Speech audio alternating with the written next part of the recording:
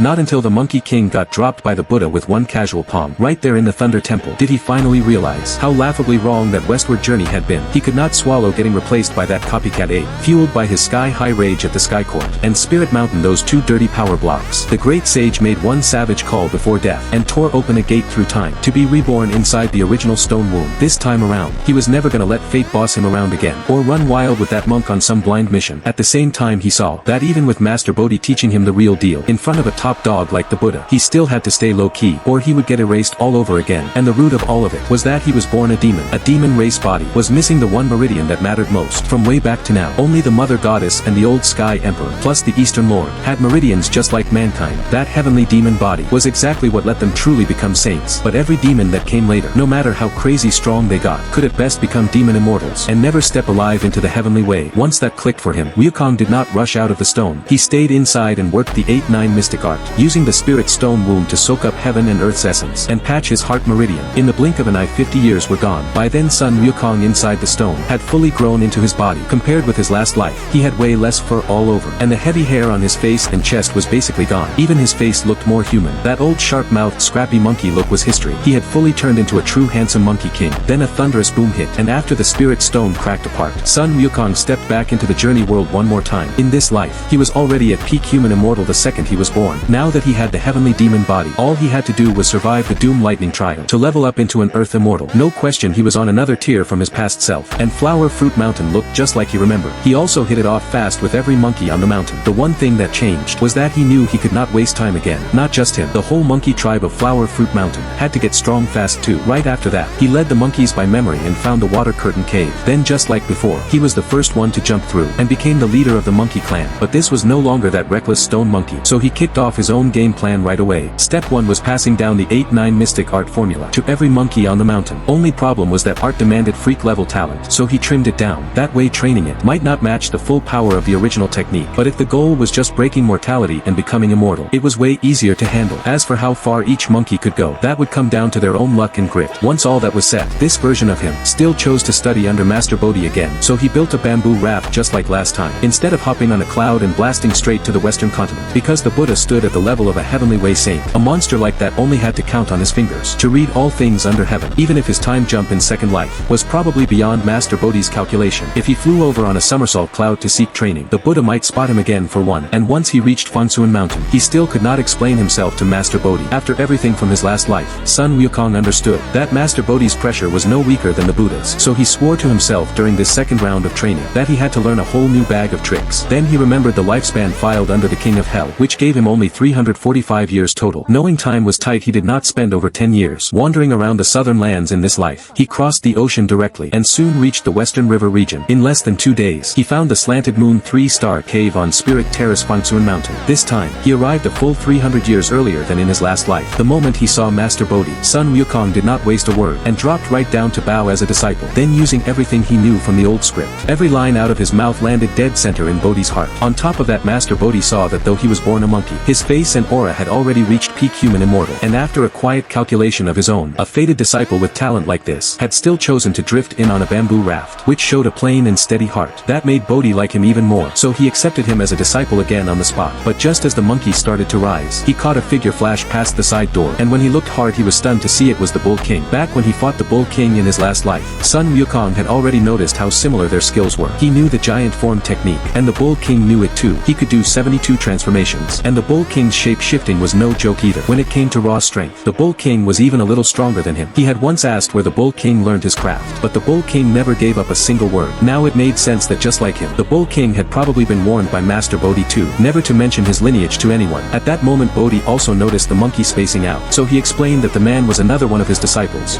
the Silver-Horned Bull King, and today was the day that disciple finished training and left the mountain. One left as the other arrived, and all that coming and going was just fate doing its thing. Bodhi also hoped Wukong would master his studies soon. Time flew and 7 years passed. Then once again in the dead of night, Master Bodhi passed the 8-9 mystic art on to him. As for that same art, son Wukong had already trained it to a solid level long ago, but there was no way he could tell Master Bodhi that. So after holding back for another year, son Wukong finally let go of the suppression on his cultivation, starting from peak human immortal and pushed toward earth immortal. The instant he broke through, the heavenly way felt it right away, and booming thunder rolled outside the 3-star cave. But for all that terrifying storm cloud, not one real bolt came down. Son Wukong knew exactly wide. The barrier of the cave realm had sealed off his presence. The second he stepped outside, that doom lightning trial would slam down at once. Just then Master Bodhi called Sun Wukong over and asked about him, wanting to know how far his mystic art had gone. Wukong had already reached transformation level and was one step away from facing the doom lightning of the 3 disasters 9 trials.